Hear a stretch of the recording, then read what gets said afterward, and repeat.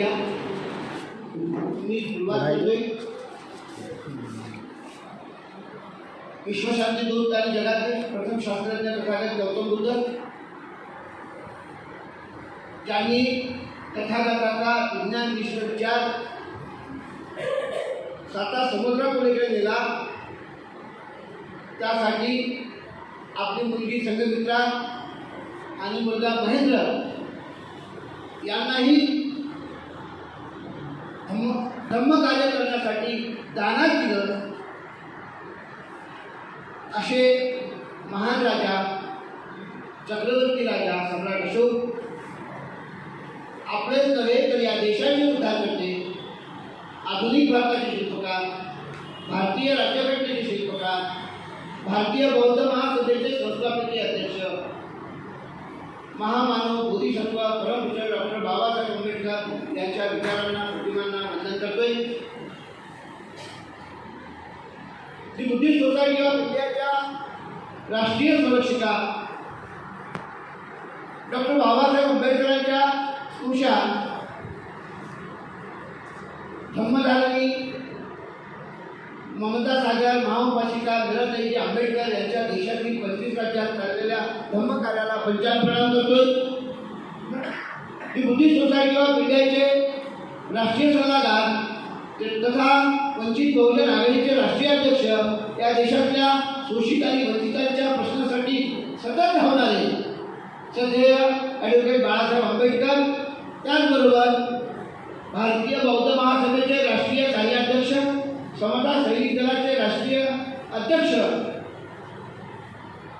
आपले सर्वोच्च नेते आदरणीय डॉक्टर भीमराव यशवंतराव आंबेडकर साहेब, राष्ट्रीय trustee chairman doctor Harish Rawalia, reporting chairman advocate Subhash Jamdale sir, या सर्वांना सप्रेम जय भीम.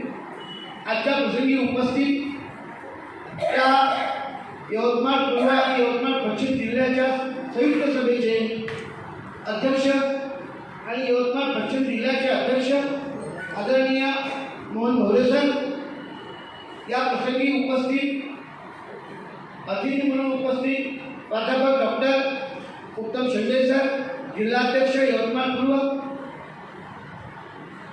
माझ्या समवेत आलेले भारतीय बौद्ध महासभा जिल्हा अमरावती पूर्वचे संरक्षण विभागाचे उपाध्यक्ष आदरणीय पुरुषोत्तमराव वैद्यरी, महिला शाखेच्या अध्यक्षा पूर्वच्या यवतमाळ पूर्वच्या प्राध्यापक सगळताई आठवले, यवतमाळ पश्चिमच्या अध्यक्षा आदरणीय रंजनाताई खारसांडे, यवतमाळ पूर्व आणि यवतमाळ पश्चिम या जिल्ह्याचे समस्त पदाधिकारी, महिला पदाधिकारी, यवतमाळ पूर्वमधल्या 7 तालुक्यातून आणि यवतमाळ पश्चिममधल्याही 9 पैकी 7 तालुक्यातून आलेले तालुक्याचे समस्त पदाधिकारी, बंधू भगिनी आणि मित्रांनो, मी अगदी सुरुवातीला सांगितलं की आज आपण गंभीर प्रश्नासाठी लावतो.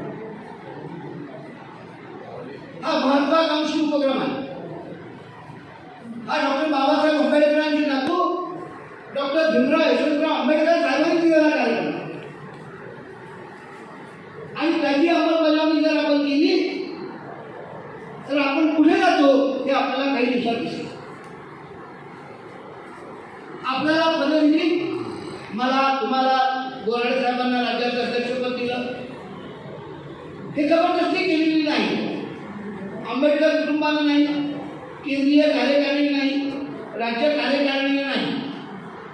तुम्हाला पद देत असताना जिल्हा कार्यकारिणीने जबरदस्ती केलेली नाही. तुम्ही, मी आणि आपण सर्व विलीन आहोत. आपण लिहून दिलं, आपण एक फॉर्म भरून दिला आणि सांगितलं की we are ready to do the work of Buddhist society of India as direction by Babasaheb Ambedkar. आम्ही लिहून दिलं की बाबासाहेब आंबेडकरांनी स्थापित केलेल्या या संस्थेचं काम बाबासाहेब आंबेडकरांनी घालून दिलेल्या निर्देशाप्रमाणे आम्ही करणार आहोत. म्हणून तुम्ही आणि मी पदाधिकारी झालो. तुम्ही आणि मी पदाधिकारी झालो म्हणून मला मी राज्यातला आहे म्हणून अनेक जिल्ह्यातले लोक मला घ्यायला येतात. मला जैन करण्याची संख्या मोठी असते. तुम्ही जिल्ह्यातले आहेत म्हणून जिल्ह्यातले अनेक तालुक्यातले लोक तुम्हाला रिस्पेक्ट करत असतात, कारण तुम्ही बाबासाहेबांच्या संस्थेचे पदाधिकारी आहात.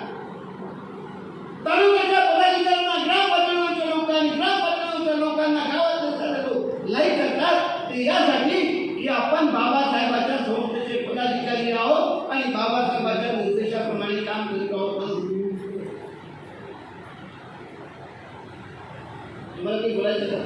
माझी विनंती आहे की थोडंसं आपण सारे बाबासाहेबांचे पदाधिकारी आहोत म्हणून तुम्हाला मला किंमत निर्माण झालेली आहे. या देशात कवडी मोल किंमत असणारी माणसं, उष्टखानांची पोरं, नाल्यातल्या किड्यावर हिल धरणाऱ्यांची पोरं आपण साऱ्यावर लक्षात घ्या. आज या देशातल्या ब्राह्मणांसोबत इंग्रजी, हिंदी, कोणत्याही भाषेत कोणतीही टक्कर द्यायला तयार जर झालो असेल तर ते फक्त आणि फक्त बाबासाहेब आंबेडकरांमुळे झालो. ही गोष्ट आपण अधोरेखित केली पाहिजे. मग हे सारं बाबासाहेबांना दिलं, संस्था दिल्या, संघटना दिल्या आणि त्या संघटना मजबूत करण्याची जबाबदारी आपल्याला दिलेली आहे.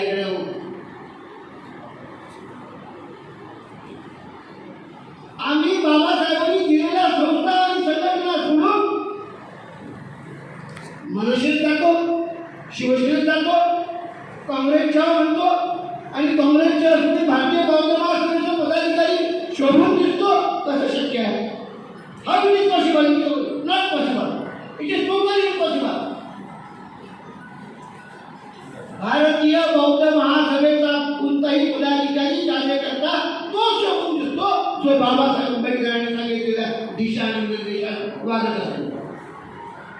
या देशात एक आंबेडकर भारी केला, बंडखोर ठरला, प्रचंड बंडखोर ठरला.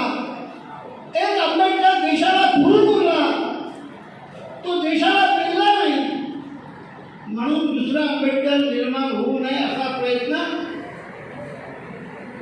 तुम्हाला बाहेर काय जायचं असेल तर बाहेर बसा, प्लीज. माझी विनंती आहे तुम्हाला, असं करू नका. माझा आवडत नसेल ना तुम्हाला हरकत नाही, जबरदस्ती वेगळी तुम्हाला कळत नाही. कुणाला ऐकायचं नसेल तुम्ही बंद करून देतो. एक आंबेडकर देशाला भारी केला, दुसरा आंबेडकर निर्माण होऊ नये असा जंग या देशातल्या मनुवाद्यांनी केलेला आहे आणि ते कार्यरत झाले आहे. या देशातल्या मनुवादी म्हणजे आवश्यक बीजेपी एवढं नाही झालं, त्याच्या पलीकडे जर तपासा. या देशात बाबासाहेबांचा छळ केला, बाबासाहेबांना अपमानित केलं, बाबासाहेबांना अनेक वेळा पराभूत करण्याचं काम या देशात केलं.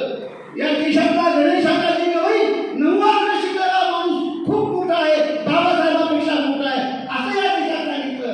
या देशात मोठा आहे, तुम्ही निवडून येऊ शकत नाही, तुम्ही जिंकू शकत नाही. बाबासाहेबांपेक्षा आणि देशाच्या घटनाकारापेक्षा बोरकर मोठा केला कोणी? काँग्रेसने. ती काँग्रेस देखील मनुवादी आहे. आजची साडीच्या साडी काँग्रेस बीजेपी मध्ये आलेली आहे. हे सारे काँग्रेसचे कार्यकर्ते, पदाधिकारी आणि कार्यकर्ते होते, लक्षात घ्या. आणि म्हणून या देशात बीजेपी, काँग्रेस, शिवसेना, राष्ट्रवादी हे सारे मनुवादी आहे. आणि या साऱ्यांचा पाडाव फक्त आंबेडकर विचार करू शकतो.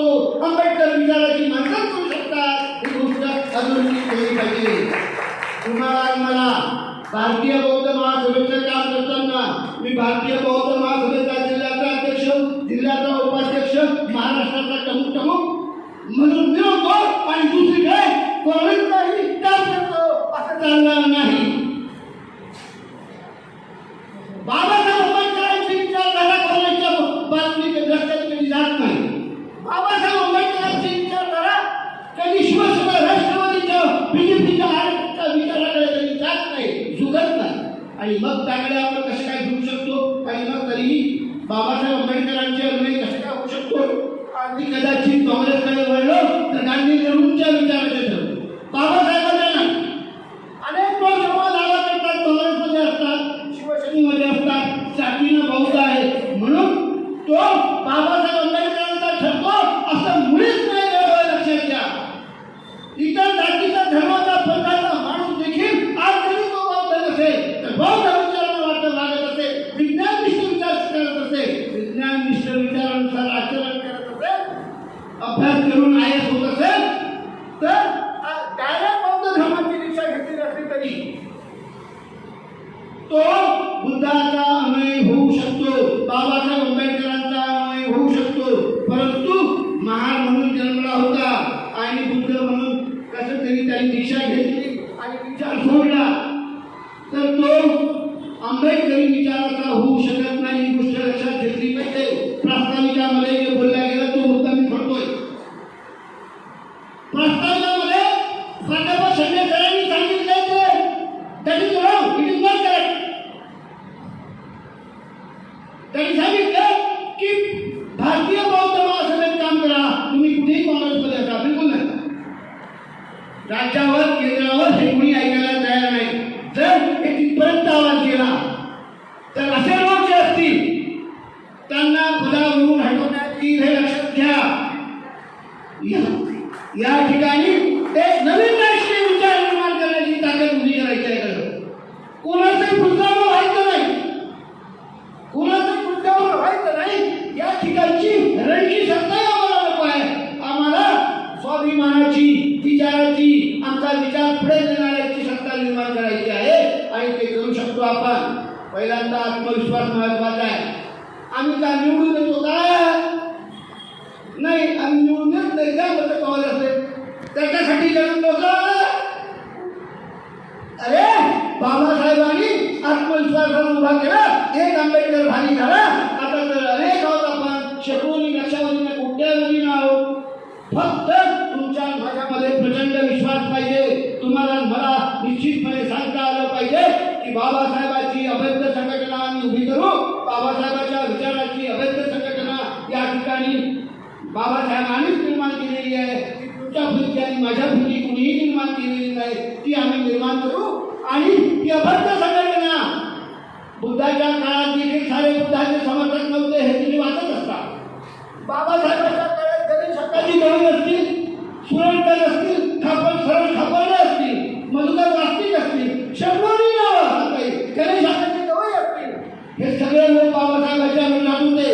गणेश हक्काची गवळी अमरावती जिल्ह्यातील भूगाव पुण्याचे जन्मलेले 9वा वर्ग शिकलेला माणूस.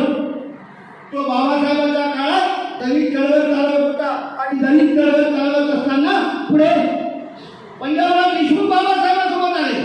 पण गणेश हक्काची गवळीला काँग्रेसने आपल्या ताब्यात घेतलं आणि सांगितलं गणेश हक्काची गवळी काँग्रेस परिषदेमध्ये सांगत होता.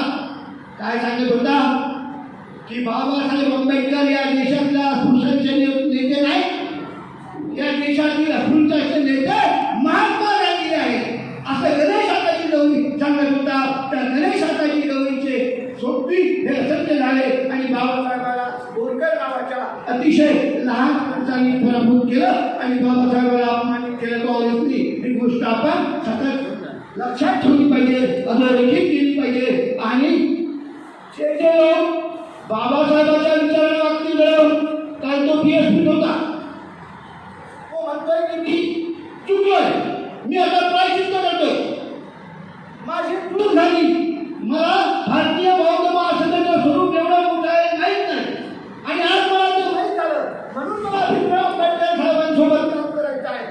आणि निष्ठेने आणि चांगल्या पद्धतीनं काम करत असेल तर त्याला सन्मानित केलं पाहिजे. असं म्हणता कामा नये की कालचा तो PSP वाला आहे असू दे, काल त्यांनी काय केलं याच्याशी मला करतो नाही. आज तो भारतीय बौद्ध महासभेसोबत जिल्ह्यातील पदाधिकाऱ्यांसोबत एकरूप होतो का हे तपासण्याचा पाहायचं आहे आणि त्यालाही मोठे बनवायचं आहे. या देशातल्या अपमानित झालेल्या प्रत्येक माणसाला सन्मानित करण्याचं काम भारतीय बौद्ध महासभेतून करायचं आहे. भारतीय बौद्ध महासभा केवळ एवढ्याच लोकांची नाही किंवा एवढे लोक जे बसले तेवढ्या कुटुंबाची नाही, तर या देशात जी बौद्धांची आणि महाराजांची लोकसंख्या आहे त्या साऱ्यांना त्या प्रभावात आणायचं आहे. आणि आज जे दूर गेलेले आहेत अनेक लोक बुद्ध विहार बांधून संस्थानिक झालेले आहेत.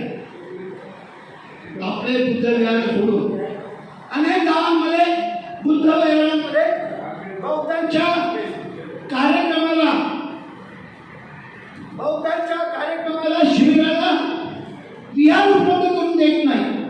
त्यांना भीती वाटते की काय कळत नाही. ते म्हणतात की भारतीय बौद्ध महासभेला दिलं तर यांचा प्रचार प्रसार होईल. ते कुठेतरी त्या ठिकाणच्या मी अमरावतीचं उदाहरण देईल, रविरामा असतील, बच्चू कडू असतील, यशोमती ठाकूर असतील, हे जे आंबेडकरांचे विरोधक आहेत, भारतीय बौद्ध महासभेचे विचार आहेत, विरोधक आहेत, मूलतः बाबासाहेब आंबेडकरांच्या विचाराचे विरोधक आहेत.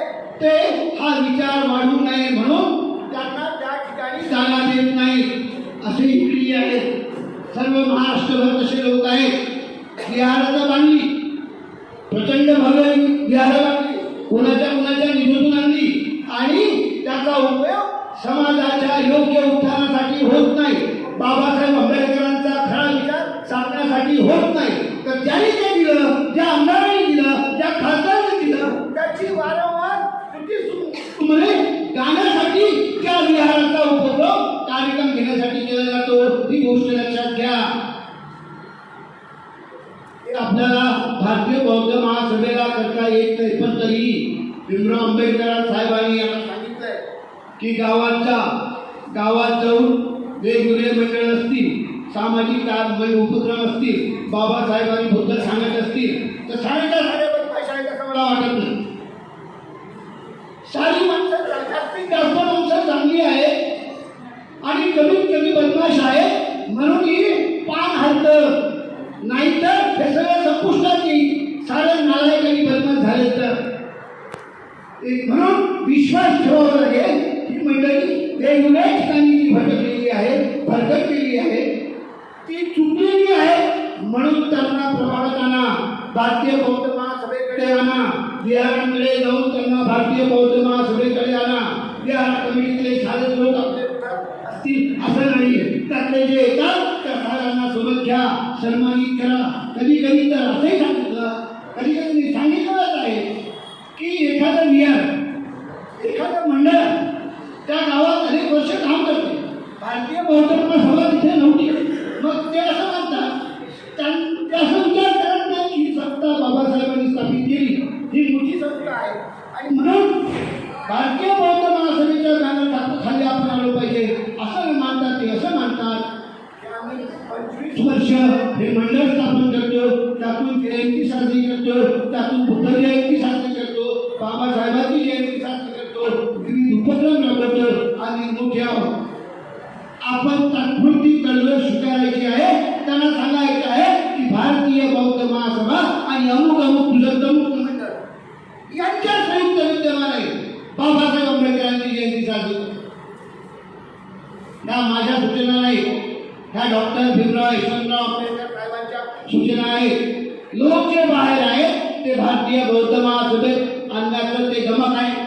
भारतीय बौद्ध महासभेत एक प्रकारे कुणीही बुद्ध बाहेर राहू नये हे भीमराव आंबेडकर साहेबांची आयडियोलॉजी आहे.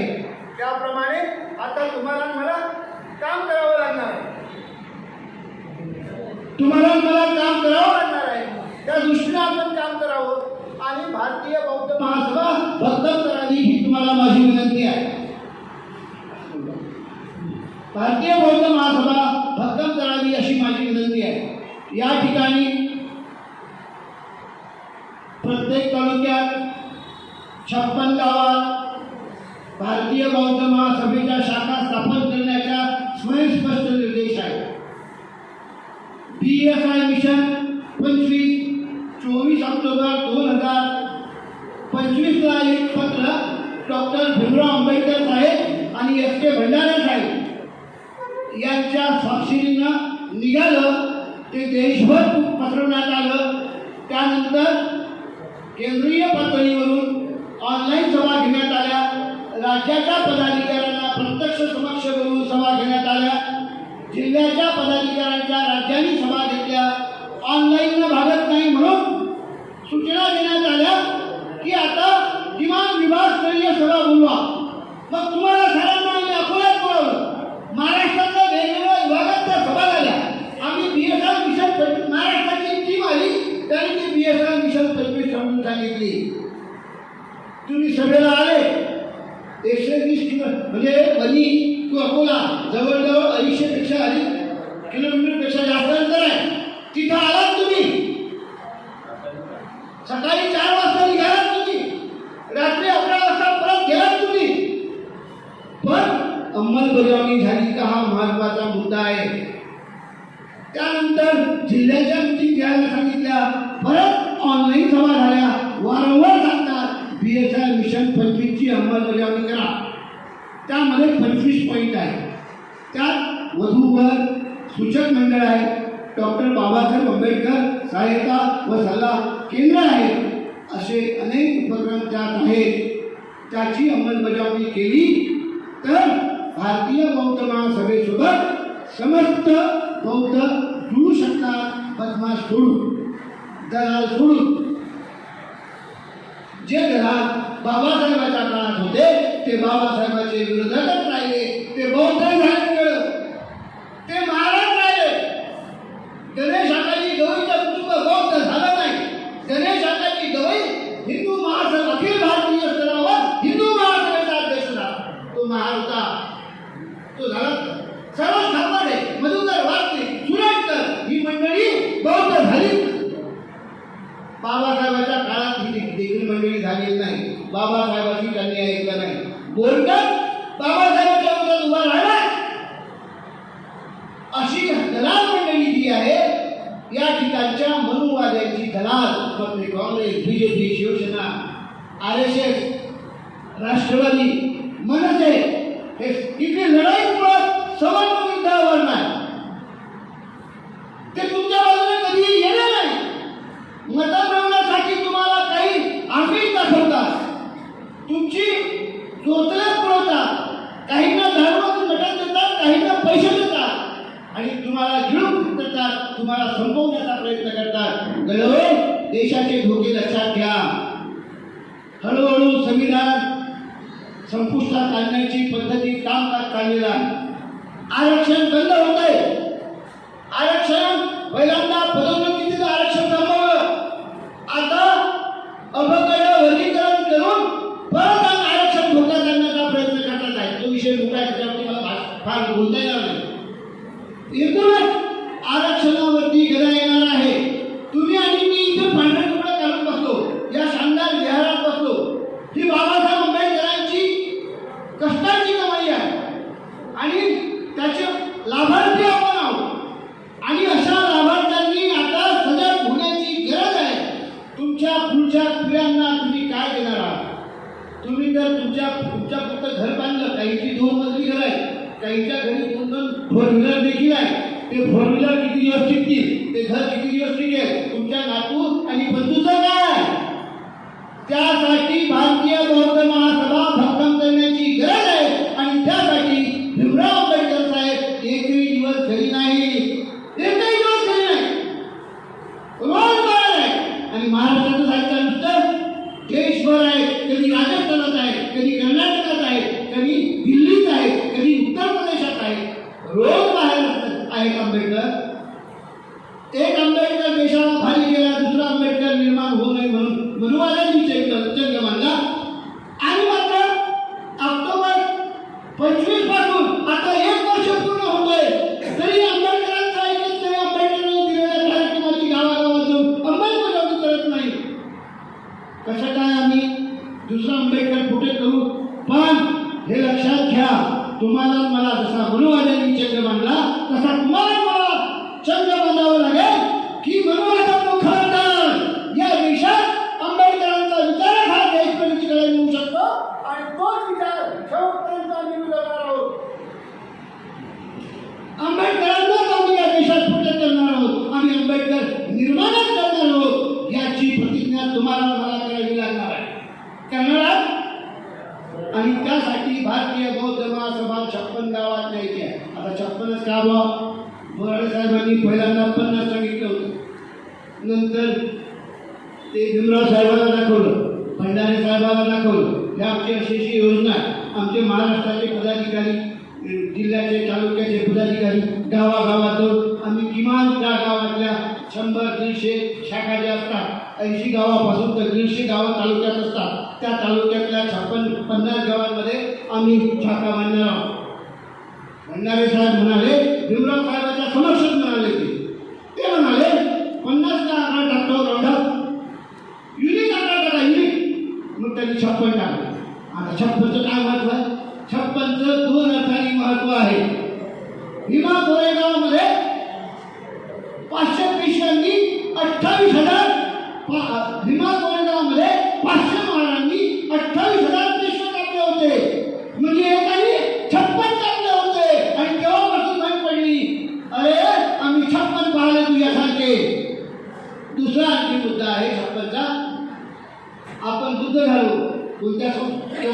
आपण काही 14 ऑक्टोबर 1956 आपण बौद्ध झालो. कुठे बौद्ध झालो? नागपूरच्या पवित्र दीक्षाभूमीवरती जी जे पवित्र आहे. आणि मग आपण कोणत्या बॅनरखाली बौद्ध झालो? भारतीय बौद्ध महासभेच्या बॅनरखाली आम्ही बौद्ध झालो. या पूर्वीच्या पुढाऱ्यांनी आम्ही भारतीय बौद्ध महासभेच्या बॅनरखाली बौद्ध झालो हे सांगितलंच नाही गेलं. आज बौद्ध झालो म्हणून तुमचा माझा स्वाभिमान जागवला. तुमची माझी मदत काही होते बौद्ध म्हणून घेताना आनंद वाटतो, खूप गर्व वाटतो, अभिमान वाटतो आणि आम्ही गर्वाने म्हणत असतो आम्ही बौद्ध आहोत. आता जर तुमच्यापैकी कुणाला किंवा मला ते महाराज तिकडे असं म्हटलं तर आवडेल का काही? कुणाला आवडतं? कुणालाही आवडत नाही. उलट पक्षी तुमच्या पायाची हात डोक्यात जाते आणि तुमचा हा जो हात आहे त्याच्या ठोकळावरती बसतो. एवढी ताकद केवळ बौद्धावर आहे म्हणून आपल्यात आलेली आहे. आणि आपण हे बौद्ध भारतीय बौद्ध महासभेच्या बॅनर खाली झालो. हे गावागावात सांगायचं आहे की तुम्ही जे बौद्ध आहात ना, मग तो काँग्रेसचा बौद्ध असू दे सध्या त्याला सांगा, अरे भारतीय बौद्ध महासभेनं बनवलं तुला बौद्ध, तुला जे स्वाभिमानाचं चिन्ह उपलब्ध करून दिलं ते भारतीय बौद्ध महासभेनं करून दिलेलं आहे बाबासाहेबांच्या संस्थेनं. जरा इकडे ये, सोडून दे काँग्रेस दिले हे त्याला सांगावं लागेल, त्यात परिवर्तन करावं लागेल आणि सारे लोक एक प्रकारे भारतीय बौद्ध महासभेत आणावे लागतील. मग आता 56 गावाचा मुद्दा होता.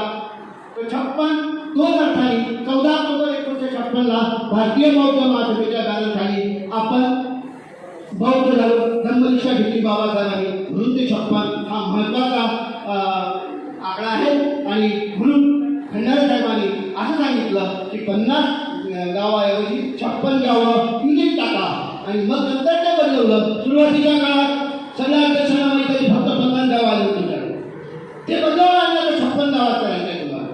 आता अनेक लोक असं म्हणतात की आमच्या तालुक्यात 56 गाव आहेत. It is highly possible. असं शक्यच नाही. फक्त एक असू शकते की काही गावांमध्ये बौद्धांची संख्या कमी असू शकते. 56 गावं नाही असं म्हणणं बिलकुल चुकीचं आहे. कोणती तपासणी करता मोठमपणे दिलेलं उत्तर आहे. सगळ्या गावांमध्ये महाराष्ट्रात आणि विशेषतः विदर्भात बौद्ध आहेतच. 10 जरी घरं असतील, 5 जरी घरं असतील, आपली घरं 50, 100, 250, 200, 500 अशी आहेत. पण तिकडे जर तुम्ही असं म्हणता पूर्व यवतमाळमध्ये की तिथे संख्या कमी आहे, आदिवासी आहे, तर आदिवासी असते तिथे आहे, मोठ्या संख्येने आहे. पण बौद्धांची घरं नाही हे म्हणणं पटण्यासारखं नाही. त्या ठिकाणी बौद्धांची घरं कमी आहेत. असे गाव आहेत आपल्या येते असे किती आहेत? फार कमी. तुम्ही सांगता तर ऐकून घ्या. पांढरकवडा तालुक्यामध्ये एकूण गावं किती? त्यातील बौद्ध वस्ती मग एक जर घरी असलं तरी ते वस्तीमध्ये आहे. आणि ग्रामसभेमध्ये 15ची कार्यकारिणी असते. 15ची तुम्हाला माहित आहे का? बोराळे साहेब सांगतात ते मी तुम्हाला सांगतो. माझ्या पदरचा काना मात्रा उतार लावत नाही. बोराळे साहेबांनी सांगितलेलं मला पटलं कारण माझं वाचन आहे.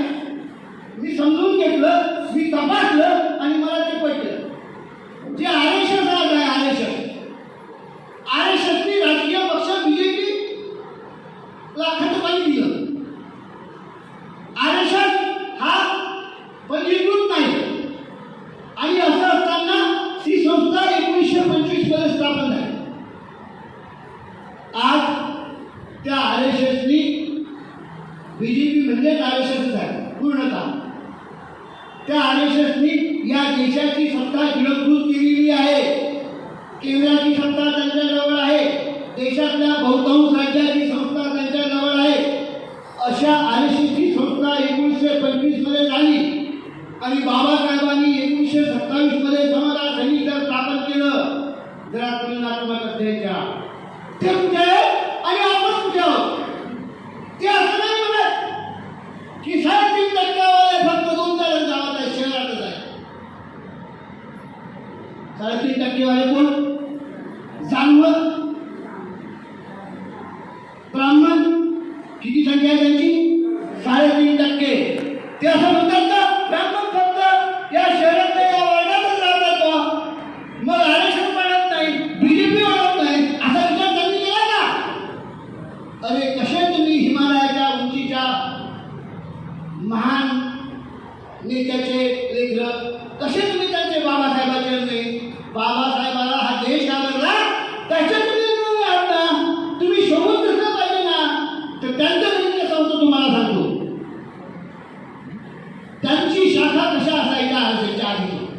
आता सत्ता आणि अनेक गोष्टी आल्यामुळे त्या प्रबळ झाल्या.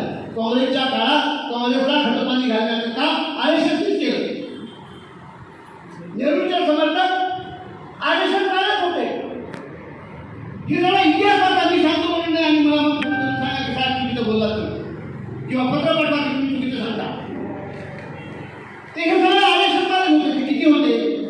तेव्हा त्यांनी 25 पासून केलेला प्रयत्न असा आहे की वर एक भाषण करणारा, खाली एक ऐकणारा, दोघांना एकाच समोर तो भाषण करत होता आणि आरक्षण काय आहे ते त्याला सांगत होता.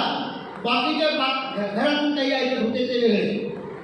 परंतु आज अशी परिस्थिती आहे आणि अशा शाखा ते दाखवत होते. अशा शाखा दाखवून आमच्या हजारो शाखा आहेत असं बोलत अफवा ते देत होते. खोटं बोलत होते. खोटं बोल पण रेटून बोल हा आरएसएसचा अजेंडा आहे. बीजेपी वाल्यांचा अजेंडा आहे. काँग्रेसवाल्यांचा अजेंडा आहे. राष्ट्रवादीचा अजेंडा आहे. पुढच्या वेळेला कसा बदल करतील, गलाटणी देतील याचा कधी नेम नाही. हे तुम्ही यांनी ओळखलं पाहिजे. बाबासाहेबांच्या संशय म्हणून निश्चितपणे ओळखलं पाहिजे. देशात बाबासाहेबांनी आधुनिक भारत घडवला. आधुनिक भारताचे शिल्पकार बाबासाहेबांना होता तेव्हा आणि त्यांचे आपण अनुयायी, त्यांच्या संस्थेचे आपण पदाधिकारी, तेव्हा आपण शोधून दिसलं पाहिजे. म्हणून या गावात या तालुक्यात कमी बौद्ध आहेत असं सांगू नका. 5 घरं असतील, 5 घरातल्या लोकांना 15ची कार्यकर्ते करा. बायको अध्यक्ष करा, नवरा सरचिटणीस करा, मुलगा कोषाध्यक्ष करा, तरी ही शाखा स्थापन करा. होईल का? होऊ शकतं का? का होत नाही? ज्या ठिकाणी बाबासाहेबांच्या विचाराचे लोक आहेत ते कुटुंब मागे सरणार नाही. त्याला कुठून सांगा की भारतीय बौद्ध महासभेच्या शाखा निर्माण करायच्या आहे, इथे संख्या कमी आहे म्हणून तुम्ही तिघही पदाधिकारी आणि 10 लोकांचा कार्यक्रम घ्या, 10 घरांचा कार्यक्रम घ्या. हे सांगा नाही हो, हे सांगा आणि प्रचार होत नाही तेव्हा मला तर नाही पाहता येणार मी तुमच्या प्रमाणात आधारी. माहिती आहे का? माझे 3 तारीख शिक्षकात आलेले आहे. 2008ला हीच आहे, 2009ला हीच आहे, 2015ला पुन्हा हीच आहे, 2007ला मायनर हार्ट अटॅक, 2016ला मेजर हार्ट अटॅक. 40 मिनिटात दवाखान्यात गेलो नसतो.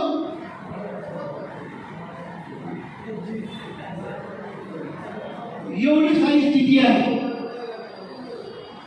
आणि आता माझं हात फक्त मागल्या वर्षी जुलैमध्ये मी सभा दिल्या होत्या आणि नंतर ते कॅन्सल केल्या. त्याचं कारण मी दवाखान्यात भरती होतो. माझं हृदय फक्त 18% चालत होतं. नॉर्मल व्हॅल्यू आहे 55 ते 65%. ज्याचं हृदय 55 ते 65% चालतं तो तंदुरुस्त हृदयाच्या दृष्टीनं. पण त्याखाली काही पर्यंत तरी काही लोकांचं चालतं. माझं फक्त 18%वर आलं होतं. आता जास्तीत जास्त 24 ते 27 असेल. पण मी एक दिवसही घरी नाही, एकही दिवस घरी नाही. बाबाचा माझा पाठ आणि मग मला खोटा असेल तर मी सपाटल्यागत आंबेडकर चळवळ फक्त उभी करण्यासाठी कार्यरत आहे. मी ठरवलं जगो तरी आंबेडकर, मिळो तरी आंबेडकर. आंबेडकर निर्माण करण्यासाठी मी सपाटल्यागत काम करतो. कोणी PhD वाल्यांना उभं करत नाही, कोणी PhD वाले माझ्यावर थांबत नाही. मी नोकरी करत होतो, नायब तहसीलदार म्हणून रिटायर झालो.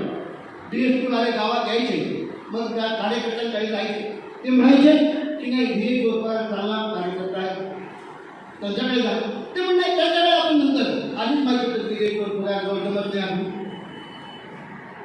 आताही कोणताही आंबेडकर विचाराचा माणूस म्हणत असेल आणि फसवणूक करत असेल, दिशाभूल करत असेल तर त्याला कसं उडवायचं याच्या जरी माझ्याजवळ पाडलेले आहे. कारण मी 1979 मध्ये विद्यार्थी चळवळीत काम करत असताना बाळासाहेब आंबेडकरांना भेटलो आणि मग एकच दिशा इकडे पाहत नाही तिकडे पाहत नाही. माझा मार्ग सरळ जातो तो आणि आंबेडकरांकडे जातो, तो भारतीय बौद्ध महासभेकडे जातो. तो कधीही काँग्रेसकडे जात नाही, कधीही BJP शिवसेनेकडे जात नाही. फक्त आणि फक्त भारतीय बौद्ध महासभा आणि आंबेडकरांच्या दिशेनं राजकारण करणारी आंबेडकर कुटुंब यांच्याच दिशेनं माझा मार्ग जातो. म्हणून मला अनेक लोक जगतात, तसेच तुम्हाला जगतात. मला जगतात मी काही फार खूप वेगळा पडलेलो नाही. तुमच्यासारखे नाते डोळे माझे आहेत.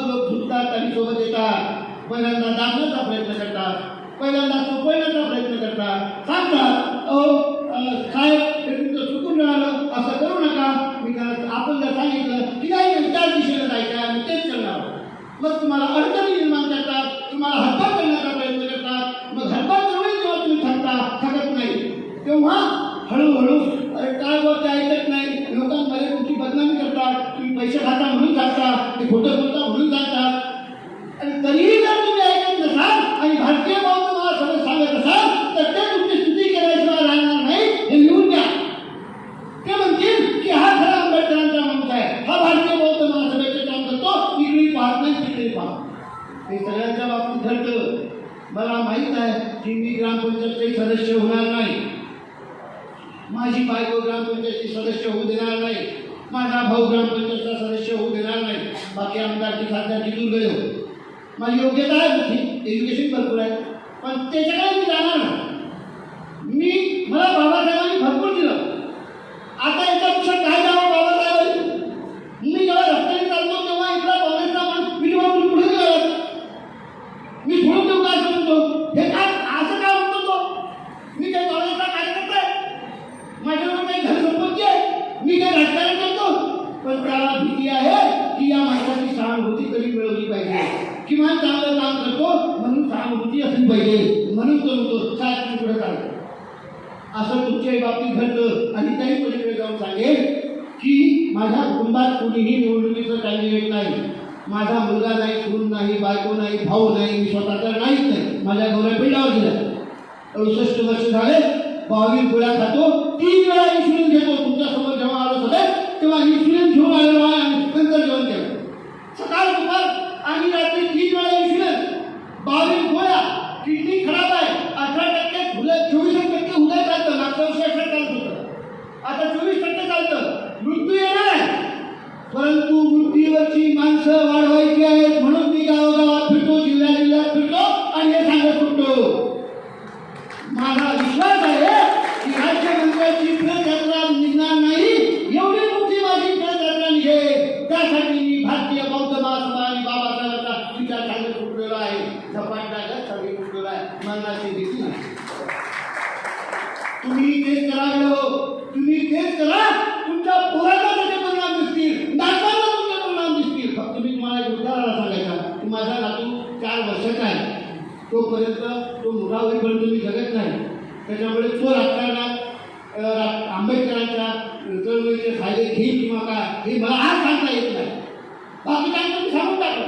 नातवांच्या बाबतीत मला बोलता येणार नाही, मग मी गेल्यावर मी म्हणाल की खोटं बोलले होते ते, नातू तर आंबेडकर कुटुंबासोबत राजकारण झाला, त्यांचं मला नाही सांगता येणार. राजकारण करायला डायरेक्ट राजकारण नाही, लाभार्थी व्हायला नाही, राजकारण करतोय, पण लाभार्थी म्हणून नाही, स्वतः इतरांसाठी संघटना बळकट करण्यासाठी, इतरांनी सत्तेच्या लालसेनं तरी निर्णय यावं आणि बाबासाहेबांचा विचार सर्वदूर यावा, यासाठी मी सक्रिय प्रचारक आहे.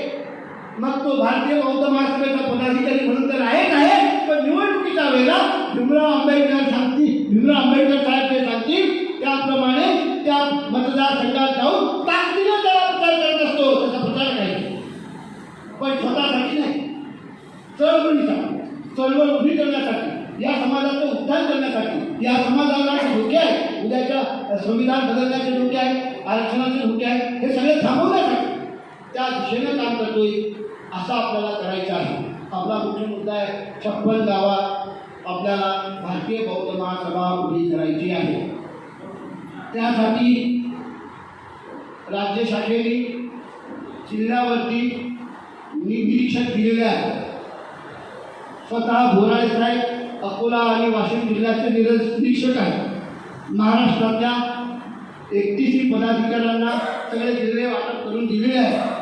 मला 5 जिल्हे दिले, यवतमाळ पूर्व, यवतमाळ पश्चिम, अमरावती पूर्व, अमरावती पश्चिम आणि वर्धा, हे 5 जिल्ह्याचा निरीक्षक मी आहे. PSI मिशन 25ची अंमलबजावणी, त्यात 25 मुद्दे आहेत, पण आपण 25 मुद्द्यावरती आज बोलणार नाही, कारण वेळ पुरणार नाही. तर त्यांनी निरीक्षण ठेवलं महाराष्ट्रातल्या पदाधिकाऱ्यांना जिल्ह्यासाठी. मग मी जिल्ह्यात त्यांनी सांगितलं की तालुका निरीक्षक आहे ना, तुम्हाला देखील तालुका निरीक्षक कोणतेला आहे माहिती आहे? तुम्हाला आदेश मिळाले का? आदेश दिले का? व्हॉट्सअप टाकले का? व्हॉट्सअपवर हे बघा, अमरावती पूर्वचे निरीक्षक वणी तालुका राजू गुजरे, वर्धा नाही यवतमाळ पूर्व तालुका, पूर्व जिल्हा, यामध्ये 7 तालुके आहेत. या 7 तालुक्यात प्रत्येक तालुक्याला 2 निरीक्षक, जिल्ह्याचे पदाधिकारी निरीक्षक म्हणून नेमलेले आहेत. वणी तालुका राजू गुजरे तालुका अध्यक्ष आहेत आणि रमेश तेलंग, सचिन मानकडे हे जिल्ह्याचे पदाधिकारी वरुण तालुक्यावरती नियुक्त रमेश तेलंग काय उभे राहा, तुमचं अभिनंदन. सचिन मानकडे अभिनंदन तुमचं. वणी तालुक्याचं काम तुम्हाला पाहायचं आहे. PSI मिशन जे खाली लावलेलं आहे ते प्रत्येकाला पाठवलेलं आहे, पुन्हा पाठवू आणि त्याची अंमलबजावणी करण्याचं काम करायचं आहे तालुक्या पदाधिकाऱ्यांकडे. दुसरं मारेगावचं इथे कोणीच आलेलं नाही. गौतम मालखेडे, अमरनाथ तेलकुंबळे, दिलीप पाटील तालुक्याचे अध्यक्ष आहेत. झरी तालुका सुधाकर नलांडे तालुक्याचे अध्यक्ष आहेत. उद्धवराव वाळके, नवनाथ देवकडे हे जिल्ह्याचे पदाधिकारी तालुका निरीक्षक म्हणून नेमलेले आहेत.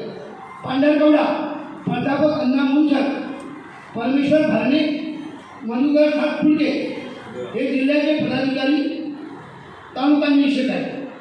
पांढरकवडा तालुका नाही झाला आहे. पांढरकवडा हाटंजी तालुका रा.व्ही. नगराळे तालुका अध्यक्ष आहेत आणि तालुका निरीक्षक आहेत नरेंद्र भगत, अशोक भीमसाकारकर.